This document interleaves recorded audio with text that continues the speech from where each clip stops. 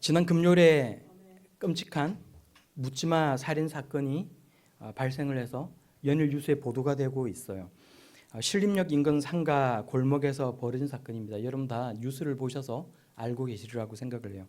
정가 17범의 30대 남성이 길을 가면서 닥치는 대로 사람들에게 칼을 휘둘렀고 이 때문에 한 사람이 죽었고 세 사람이 크게 다쳤다라는 겁니다.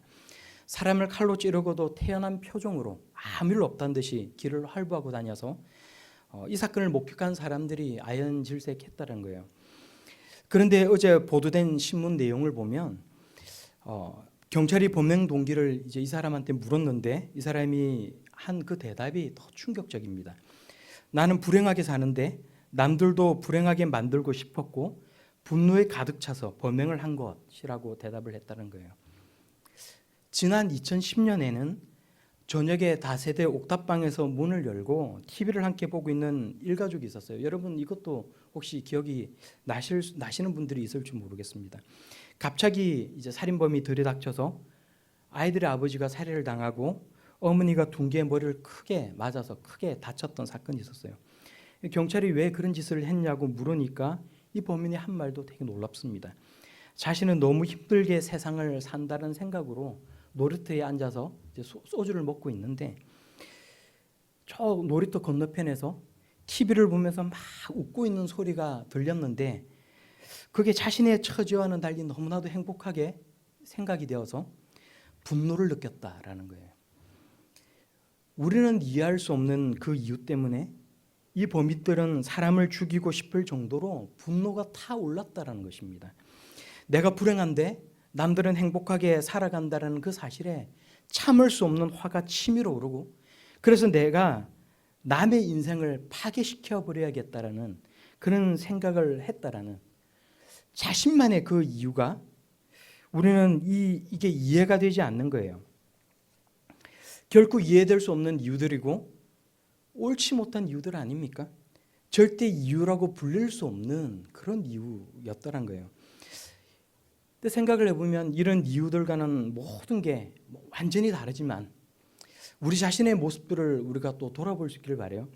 사실 따지고 보면 우리도 다 저마다 화를 내고 타인을 용서하지 못하고 어떤 경우에는 복수를 하거나 남에 대해서 험담을 하거나 누군가가 내가 생각하는 그 사람이 내가 그 사람을 조금 힘들게 만들어도 그게 그렇게 비난받을 만한 이유인가라고 생각하는 그렇게 여기는 나만의 어떤 정당한 이유를 하나씩은 다 가지고 있을지도 모른다는 생각을 해봐요. 여러분 한번 생각을 해보세요. 그때 나를 힘들게 했던 그 사람은 혼이 좀 나도 괜찮아. 가만히 생각해 보면 우리 속에 그런 마음이 드는 사람이 한 사람쯤은 있을지도 모른다라는 생각을 하게 되는 것입니다. 이처럼 미운 사람을 가슴에 담아두고 있지는 않는다 할지라도 남들은 그냥 별거 아니라고 생각을 하고 그냥 넘어갈 수 있는데 나는 절대 참을 수가 없고 화가 나는 그런 상황들이 내게는 있을 수가 있어요. 남들에게는 별일이 아니지만 나에게는 그게 분노 발작 버튼이 되어서 견딜 수 없이 화가 나고 폭발해버리게 만드는 그런 일들이 있을 수가 있다는 것입니다. 어떤 말 한마디나 행동 하나가 내가 생각을 해보면 과거에 심하게 내가 상처를 입었던 그런 마음속에 깊은 큰 상처가 있는데 그걸 건드려서 스스로도 감정 조절을 하기 힘들 정도로 만들게 하는 그런 일들이 일어나게 할 수 있다는 거예요. 그런 이유들을 생각해 보면 이게 이제 쉽게 남들에게 입 밖에 꺼낼 수 없는 그런 큰 상처가 되거나 아니면 자존심을 심하게 건드는 그런 문제들이 대부분일 수가 있습니다. 예수님을 믿어서 우리가 구원을 얻고 하나님의 자녀가 되었는데 이런 하나님의 자녀들은 전인격적인 치유를 경험해 나가면서 마음이 건강한 사람이 될 수 있어야 하는 것인데 근데 우리 현실은 그렇지 않더라는 거예요. 우리가 믿음이 부족해서 하나님 말씀에 온전히 순종하지 못해서 우리가 성령 충만하지 못해서 험한 세상을 살아가다가 보면 과거의 상처가 치료되지 못하거나 또 세상을 살면서 새로운 상처를 계속 만들면서 살아가게 되는 일들이 있다는 것입니다. 이럴 때 해결되지 못한 마음속 상처가 분출되면서 관계를 파괴하고 다른 사람에게 또 다른 상처를 주게 될 때가 있습니다. 자신을 엉망으로 만들어 놓고 하나님과의 관계도 망쳐 놓을 때가 있다는 거예요. 상처가 상처로 그냥 그렇게 끝나지 않고 죄가 되어서 나타나게 되는 것이 있다는 것입니다. 오늘 우리가 함께 하나님 말씀을 나누면서 혹시 우리에게는 죄로 표출이 되고 나를 힘들게 만들고 사람들과의 관계를 망치는 상처가 있지는 않은지 우리가 함께 돌아볼 수 있기를 바랍니다. 그래서 그것이 하나님의 도우심과 은혜를 통해서 잘 치유되기를 바라고 기도할 수 있는 그런 저와 여러분들이 다 되기를 바랍니다. 화가 치밀어 오르는 상황이 있을 때 또 그래서 그것을 객관화시켜서 객관적으로 바라볼 수 있고 그래서 인정받을 수 없는 우리의 분내는 이유들을 명확하게 하나님의 말씀이라는 그 렌즈를 통해서 바라볼 수 있고 또 현명하게 우리의 감정들을 조절해 나갈 수 있고 말씀을 쫓아 살아갈 수 있는 그런 하나님의 자녀들이 다 될 수 있기를 소망합니다. 오늘 말씀을 보면 입다와 길앗 사람들이 암몬과의 전쟁에서 이기고 난 후에 같은 민족인 에브라임 지파 사람들이 싸우기 위해서 몰려왔다라고 시작을 하고 있어요. 누구하고 싸우기 위해서 이 에브라임 지파 사람들이 몰려왔습니까? 입다와 싸우기 위해서, 길앗 사람들과 싸우기 위해서. 화가 잔뜩 나서 엄청난 수의 사람들이 요단강을 건너서 길앗으로 왔어요. 에브라임 지파 사람들이 화가 난 이유가 무엇입니까? 오늘 우리가 성경을 보니까 1절의 말씀을 우리가 함께 보면 입다가 길앗으로 침범해온 암몬 사람들과 싸울 때 자신들을 부르지 않았다는 거예요. 우리가 1절 말씀을 다시 한번 소리내어서 함께 읽어보도록 하겠습니다. 1절입니다. 시작. 에브라임 사람들이 모여 북쪽으로 가서 입다에게 이르되 내가 암몬 자손과 싸우러 건너갈 때에 어찌하여 우리를 불러 너와 함께 가게 하지 아니하였느냐. 우리가 반드시 너와 내 집을 불사르리라 하니. 어찌하여 왜 우리를 불러서 너와 함께 가게 하지 아니하였느냐. 여기에는 근데 두 가지 의미가 있다는 거예요. 첫째는 에브라임 지파는 모세의 뒤를 이어서 이스라엘의 지도자를 배출했던 이스라엘의 지도자가 되었던 여호수아를 배출했던 그런 지파 아닙니까? 여호수아를 따라서 이스라엘 백성들은 가나안 땅으로 들어왔고 그 땅을 차지했어요. 늘 자기 지파가 이스라엘 12지파 중에 우위에 있다라는 그런 자긍심과 자만심이 대단했던 지파가 에브라임 지파였다는 것입니다. 그래서 사사기 본문 앞부분을 보면 과거에 기드온이 300용사와 함께 미디안과 아말렉 연합군을 칠 때에도 왜 너희들이 싸우러 갈 때 우리를 부르지 않느냐라고 말을 하면서 시비를 걸었다는 거예요. 에브라임 지파에게는 기본도 그렇고 입다도 마찬가지고 하나님께서 사사로 세우셨다라는 이 사람들을 사사로 세우셨다라는 그 사실보다도 자신들의 자존심이 더 중요했고 자신들의 체면이 더 중요했다는 것입니다. 출생도 천한 이 건달 같은 입다가 지도자가 되어서 길앗 사람들과 함께 암몬을 물리치고 몰아냈다는 그 사실에 시기심이 그리고 질투심이 폭발했다는 거예요.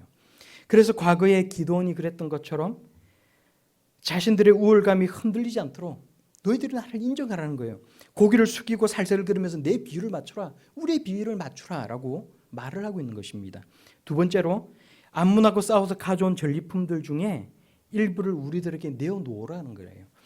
전쟁을 하고 나면 출정했던 군사들은 전쟁터와 그 패전국의 그 땅으로 가서 온갖 전리품들을 다 빼들어서 오는데 그거 너희들만 가지지 말고 우리와 나누어 가지자는 것입니다.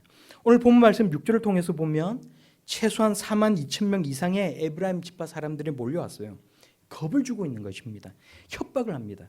어찌하여 우리를 불러서 너와 함께 가게 하지 아니하였느냐. 우리가 반드시 너와 내 집을 불사르리라. 그런데 에브라임 사람들이 겁을 주기 위해서 했던 이 말 중에 우리가 오늘 이 말씀을 천천히 읽어보니까 입다의 분노 발작 버튼을 누르는 말이 있었습니다. 여러분 그게 뭔 것 같아요? 우리가 반드시 너와 내 집을 불사르리라. 입다가 여러분 어떤 사람입니까? 아버지와 기생 사이에서 태어나서 어릴 때부터 가족과 마을 사람들에게 놀림과 차별을 받다가 아버지가 죽자마자 가족에게 쫓겨나고 고향에서 버림을 받았던 불안 과거를 가지고 살아갔던 사람 아니에요. 타국에서 이방인으로 살아가다가 이제 돌아와서 고향 사람들에게 인정을 받고 길르앗의 지도자가 되었고 이제 고향 땅에서 살 수 있게 되었어요. 입다에게 고향 길르앗과 집이 가지는 그 의미는 어마어마한 것이었습니다. 어릴 때부터 받아왔던 그 거절과 상처, 그리고 가족으로 인정받는 것, 고향 사람들에게 인정받으면서 그 사람들과 어울려 함께 거주하는 것, 그렇게 평안을 누리면서 사는 것이 얼마나 꿈 같은 일이었겠어요. 그리고 이제 막 그 꿈 같은 일이 이루어지고 있는 것 아닙니까? 입다 삶에 있어서 고향과 집은 입다라는 사람의 삶을 설명하는 데 가장 중요한 요소들 가운데 하나라는 거예요.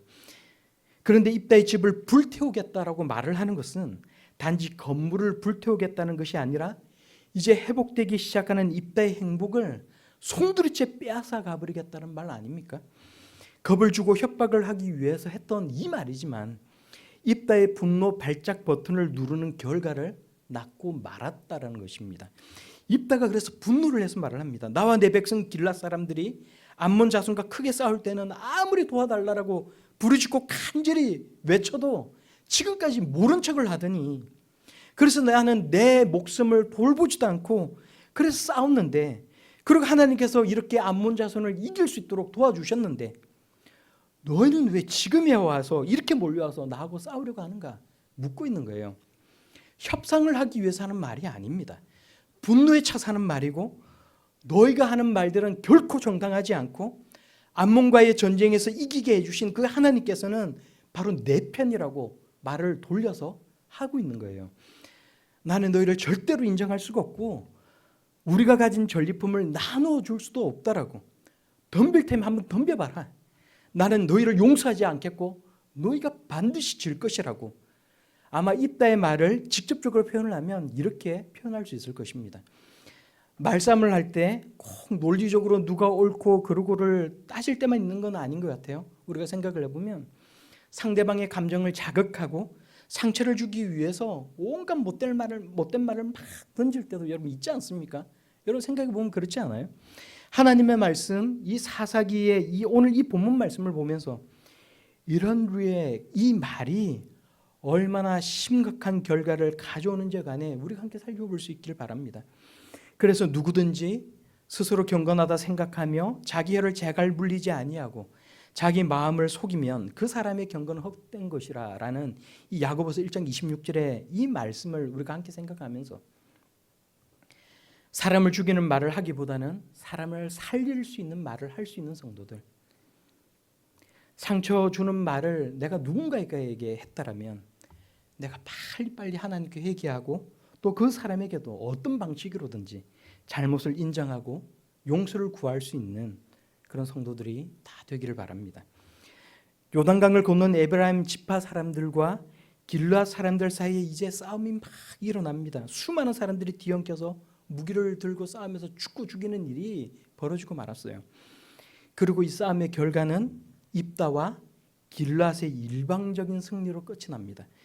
어쩌면 에브라임 사람들이 만약에 입다만 자극을 했더라면 길르앗 사람들이 이렇게 적극적으로 싸우지 않았을지도 몰라요. 그런데 에브라임 사람들이 길르앗 사람들까지도 모욕을 하면서 여러분 뭐라고 이야기를 했어요?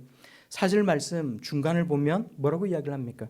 이는 에브라임의 말이 너희 길르앗 사람은 본래 에브라임에서 도망한 자로서 에브라임과 므낫세 중에 있다였습니다 라고 하고 있어요. 길르앗 사람들은 어느 지파 사람이에요? 므낫세 지파 사람들입니다.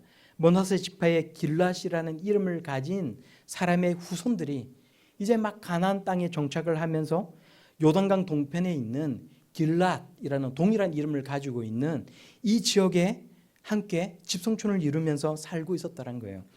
사실 므낫세와 에브라임의 아버지는 누굽니까? 지금 이렇게 싸우고 있는 이 에브라임 사람들과 이 므낫세 사람들의 아버지가 누구예요? 요셉입니다. 이스라엘 12지파 중에서도 다른 어떤 지파보다 혈통적으로 더 가까운 사이가 바로 이 므낫세와 에브라임 지파 아닙니까? 그러니까 므낫세 지파 길르앗 사람들이 에브라임에서 도망쳐 나왔다는 이 말은 황당무계한 말이고 그저 이 말은 욕일 뿐이라는 거예요. 한마디로 에브라임 지파 사람들이 말도 안 되는 소리를 막 하면서 길르앗 사람들에게 모욕을 주고 있는 거예요. 모욕감을 심겨주고 있는 것입니다. 너희 길르앗 사람들은 원래 에브라임에서 도망친 천한 사람들이고 온전한 에브라임 지파 사람도 아니고 그렇다고 온전한 므낫세 지파 사람들도 아닌 잡스러운 족속들이라고, 조잡스러운 족속들이라고 마구 인격적인 모멸감을 주고 있는 거예요.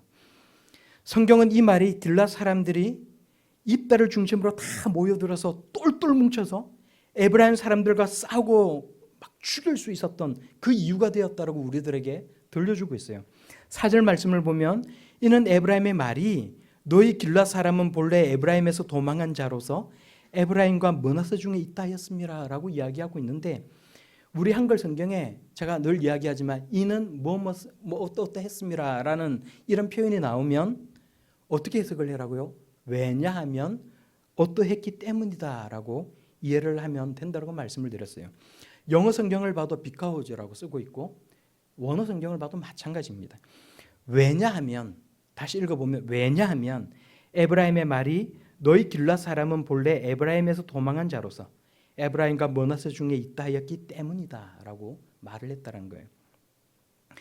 에브라임은 자신들이 이스라엘의 어떤 다른 지파들보다도 우월하다는 것을 과시하고 싶었고, 입다와 므낫세 지파의 일부인 이 길랏 사람들이 암몬 족속을 격퇴시켰다는 것에 시기가 나고 질투가 났습니다. 화가 났어요. 암몬과의 전쟁에서 에브라임 사람들이 한 것은 아무것도 한 것이 없었지만 길랏이 가진 수많은 전리품들에 탐이 났다는 것입니다. 막 겁을 주고 협박을 하고 모여들어서 겁을 주고 협박을 하면 그 전리품들을 빼앗아 올 수 있을 것이라고, 그게 통할 거라고 생각을 했다는 거예요. 하지만 생각하지도 못했던 이빠의 발작 버튼을 눌렀고 길랏 사람들을 모욕하고 모멸감을 줌으로써 강한 저항감에 부딪히고 말았다는 것입니다. 최악의 수를 두고 말았다는 거예요. 결과는 비참했습니다. 엄청난 에브라임 사람들이 죽었고 살아남은 사람들은 요단강을 건너서 자신들의 집 고향 땅으로 돌아가려고 했는데 이미 길랏 사람들이 요단강을 건널 수 있는 곳을 다 지키고 서 있었다는 거예요. 우리가 다시 한번 5절에서 6절까지 말씀을 한 목소리로 같이 읽겠습니다. 5절에서 6절입니다. 시작. 길랏 사람이 에브라임 사람보다 앞서 요단강 나루턱을 장악하고 에브라임 사람의 도망하는 자가 말하기를 청하건대 나를 건너가게 하라 하면 길랏 사람이 그에게 묻기를 내가 에브라임 사람이냐 하여 그가 만일 아니라면 그에게 이르기를 시불렛이라 발음하라요. 에브라임 사람이 그렇게 바로 말을 하지 못하고 시불렛이라 발음하면 길랏 사람이 곧 그를 잡아서 요단강 나루턱에서 죽였더라. 그때 에브라임 사람의 죽은 자가 42,000명이었더라. 아멘. 저는 이 시불렛이라는 이 사건, 이 본문의 말씀만 보면 이 발음 때문에, 어떤 발음 때문에 군대에서 엄청나게 혼이 났던 고참이 생각이 나요. 제가 그때 포병 사격 지휘병이었는데 저 고참이 경북 사람이었어요.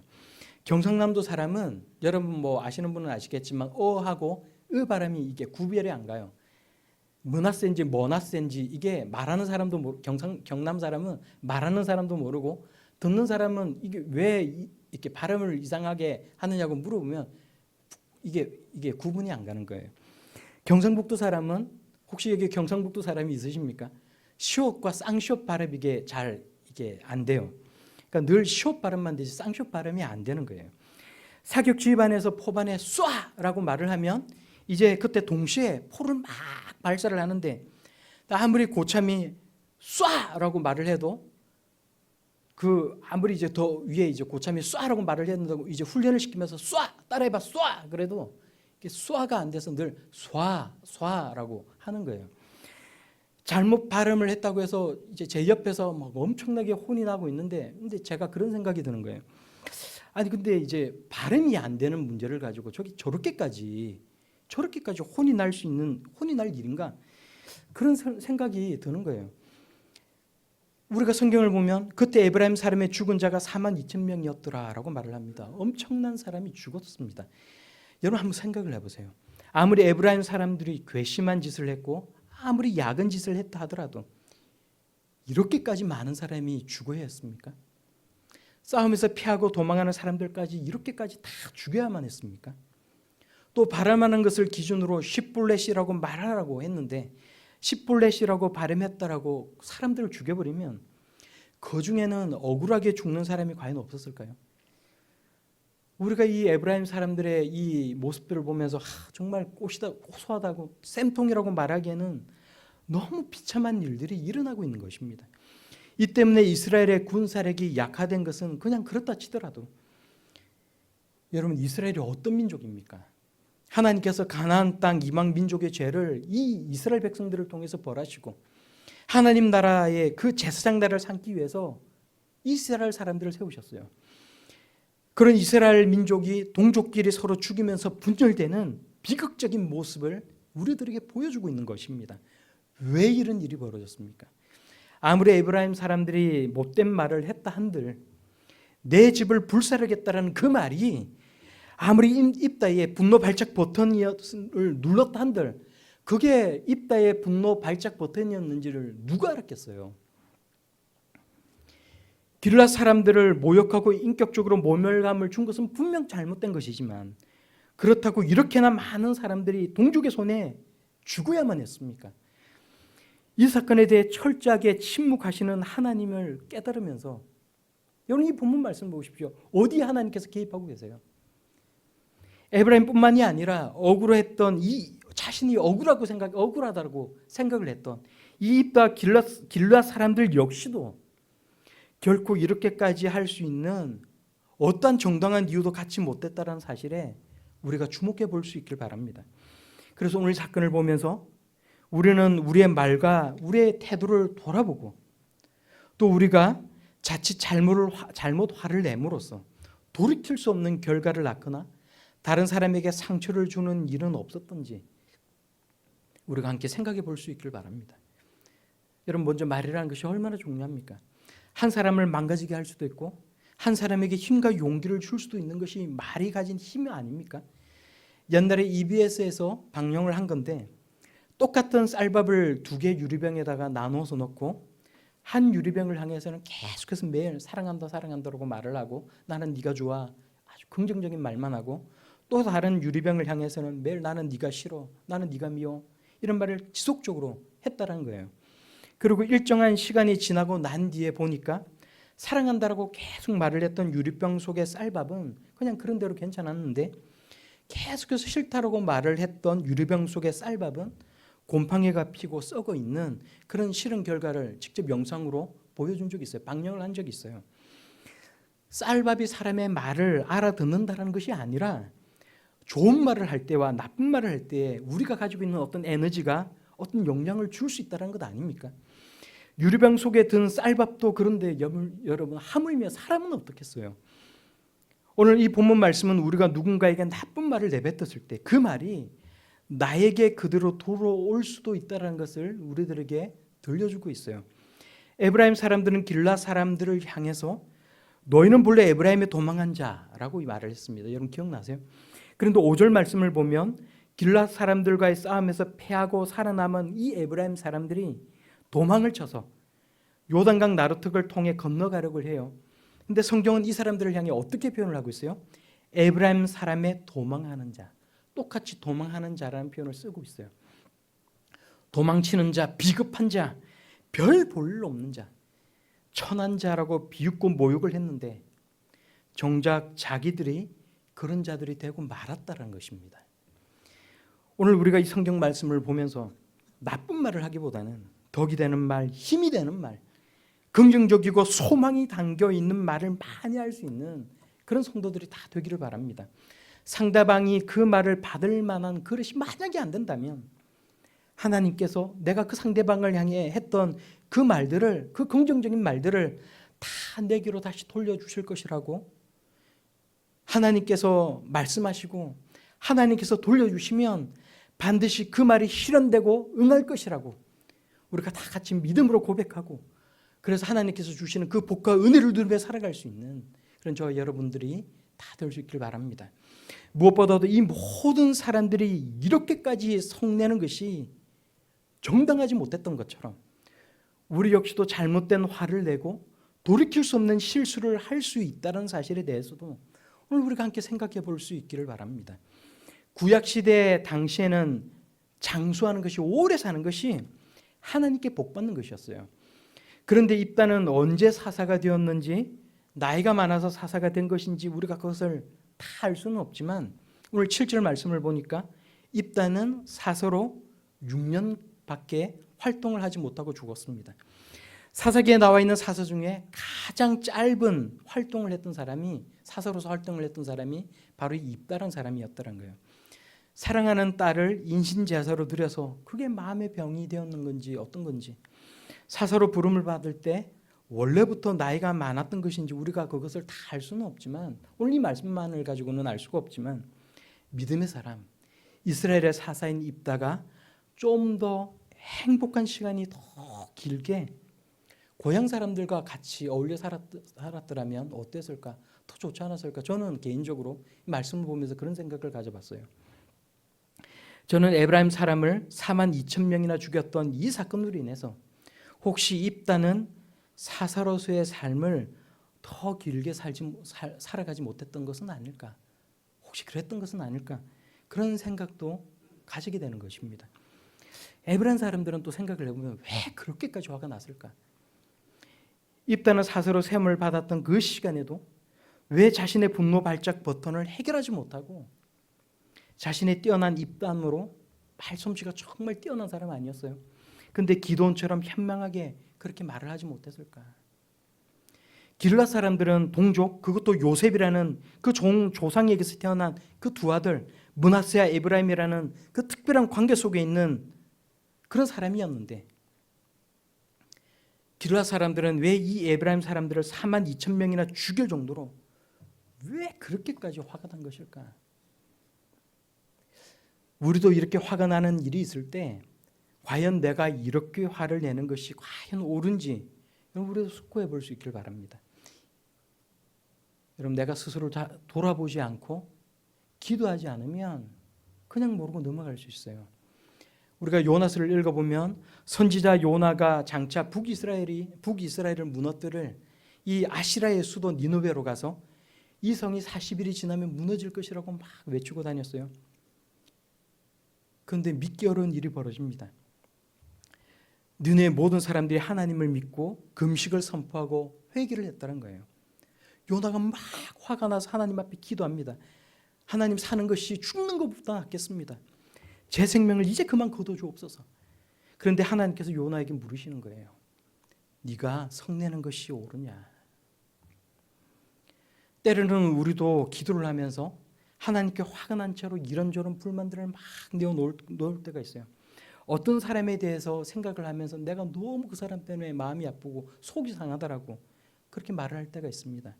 그럴 때 하나님께서 내가 화를 내는 것이 옳으냐 물으시고 내가 한 잘못이 떠오르게 할 때가 있어요. 여러분, 그런 경험 해보신 적 없으십니까?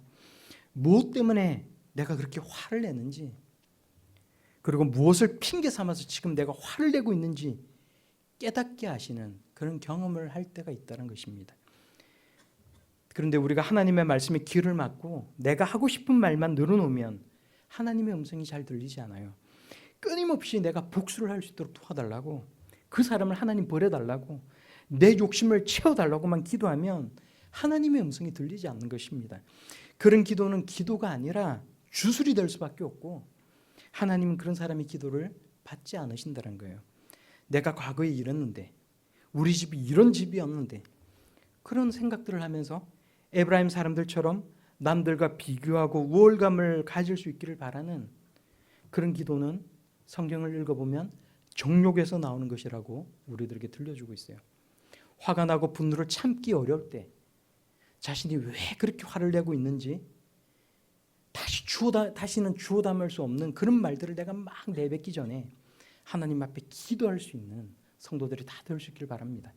그리고 우리의 감정을 통제할 수 없을 정도로 격렬하게 만드는 나의 분노 버튼은 무엇인지를 여러분 생각해 볼 수 있고, 그것이 하나님과의 사이에 벽을 만들고 관계를 깨뜨리고 중요한 실수를 하지 않도록 그 문제를 하나님 앞으로 가져가서 하나님 이것을 해결할 수 있도록 도와달라고, 내가 이 문제에 대해서 끊임없이 생각하면서 이 문제 때문에 문제를 일으키지 아니하도록 하나님 도와달라고 간절하게 기도할 수 있는 그런 저와 여러분들이 다 될 수 있기를 바랍니다. 우리가 감정에 휘말리는 사람이 아니라 우리가 때로는 화를 낼 때도 전략적으로 화를 낼 수 있는 그런 사람이 될 수 있으면 좋겠다는 생각을 해봐요. 야고보서 1장 19절의 말씀처럼 듣기는 속히하되 말하기는 더디하고 성내기도 더디하는 성도들, 그런 하나님의 자녀들로 살아갈 수 있는 그런 저와 여러분들이 다 될 수 있기를 우리 예수님 이름으로 축원합니다.